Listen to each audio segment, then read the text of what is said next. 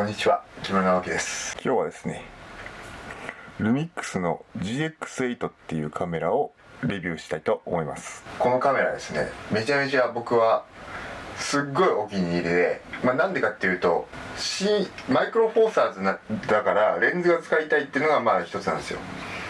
でもう一つはボディがシルバーのボディがもう大好きで、これすごい好きでよく使ってるんですけど、概要としましては、これ結構2年ぐらい前に買って、でその時もうすでに4万5千円ぐらいの値段だったんですよね。それで日本語のメニューしかないカメラなんですよ、これって。でその日本語のメニューのフォントが嫌で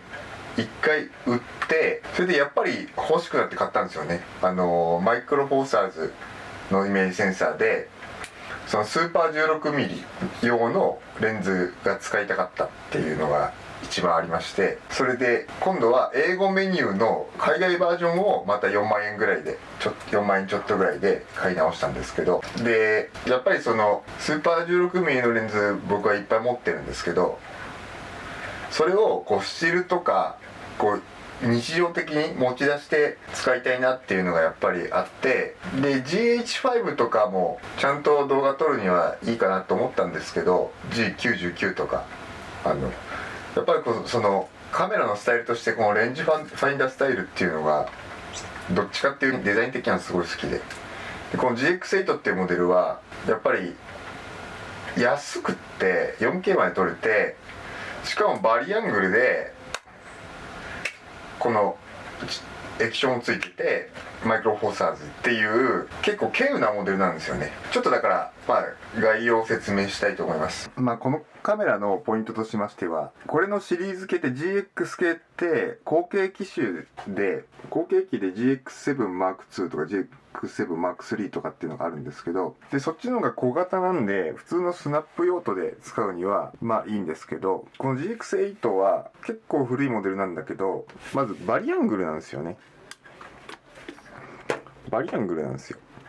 ここが。YouTube 的動画撮影も使えるんですよね。もともとはこれってレンジファインダータイプなんでスナップ用のメインのカメラだと思うんですけど、一応 4K の 30p まで撮れるんですよ。動画も8ビットなんですけどね、ロングゴップの。でバリアングルっていうことで結構使いやすい、動画でも使えるっていうところ。一応 4K の今 24p なんですけど 30p まで撮れるんですよね。382225。これ結構だから5万円で 4K 撮れて、動画確か30分以上撮れないんですけど、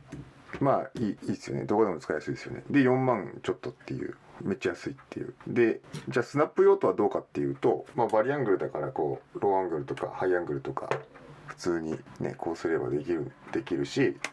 このファインダーがね、これ有機 EL なんですよね。このファインダーが有機 EL なんですよ。でこうできる。でこれがすごくて、これは後継機の GX7 とかと一緒なんですけど、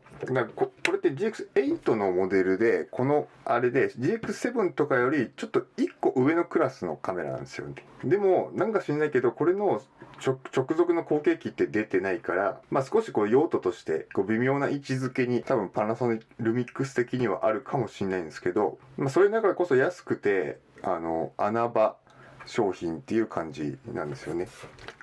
でこのシルバーのモデルで、そのスーパー 16mm 用のこのアンジェニューのこれズームちょっとわざと改造して、もうマイクロフォーサーズのマウントに無理くりテープとかでマウント改造して使ってて、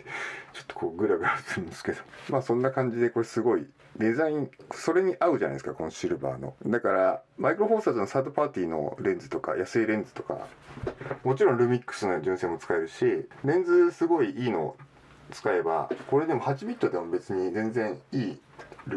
テイクも取れるし、でインターフェースとかはもうほとんど、ルミックスシリーズなんで GH5 とか GH4 とか使ってる人はすごい馴染みやすいからっていうところでめちゃめちゃいいです。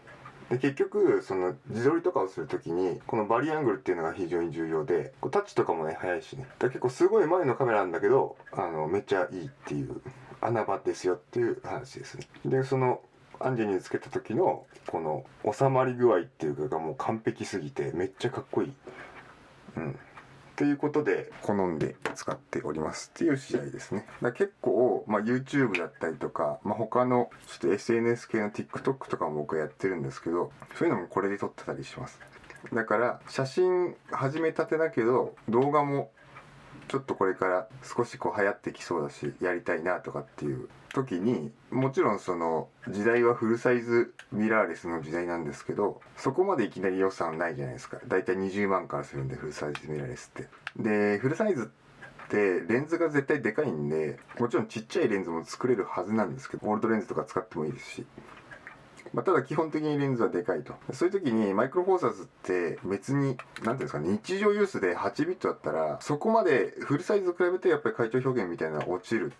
部分もあるんですけど、特にスナップ用途とかそんなもんの写真撮影だったらもう全然これでいけちゃうんで、すっごくおすすめです。これがもうかっこよすぎて見てるだけで僕は満足っていうか、ちょっと昨日これ落としてここに揺れがひどくなったんですけどね、すっごいおすすめです。はい、というわけでルミックスの GX8 のレビューでした。なので最初に買う時にフルサイズミラーレス買っちゃうのもいいんですけど、ちょっとそこまで予算多分ないと思うんで、最初の人ってこれおすすめです。でこれがあればYouTube はもう撮れるし、スナップいろいろ持ち出して、ちょっとでかいんですけどね、GX Mark3、GX7 とかと比べると GX7 シリーズとかと比べるとちょっとでかいんですけど、で手ブレ補正もスチールの場合は使える、動画だったら使えないところはちょっとあるんだけど、ちょっとでかいっていうところと手ブレ補正が動画だとちゃんと使えない、ボディ内の方が使えない、それからちょっとそういうところはあるんですけど、デザイン的にもすごい僕は好きですし、サイズ感もでかいけどそこまででもないで、オールドレンズとか使う時にもハマるっていうことで、気軽にタフに持ち出して、でね、防塵防滴ついてるんですよこれで。防塵防滴ついてるんですよ実はこれで。 4K 撮れて 30p 撮れて、だから結構万能なカメラなんですよね。こうレンジファインダータイプだからそう見えないかもしれないですけど、で安いと。だからこれめっちゃおすすめなんで、ぜひ検討してみてくださいっていう感じですかね。ここね、こうなるの最高です。で有機 EL のファインダーは、一眼レフとかと比べたら確かに見づらいかもしれないですけど、必要十分だと思いますんで、ぜひぜひ、検討してみてくださいっていう感じですね。めっちゃおすすめです。それでは、よかったなと思ったらチャンネル登録、グッドボタン、それから何か質問とかコメントとかありましたらコメント欄で意見とか聞かせてください。それから結構もう今1年ぐらい TikTok で動画を作ってまして、それは会社の仕事としてやってるんですけど、そっちの方もチェックしてみてもらえるとすごい嬉しいです。頑張って作ってますんで、はい、ではそれではまた。ここがね、昨日ちょっとこうガクンってやってちゃって、このアンジェニュのこのズームがこうグラグラするようになっちゃった。これね、誰かに相談してここをしっかり直したいです。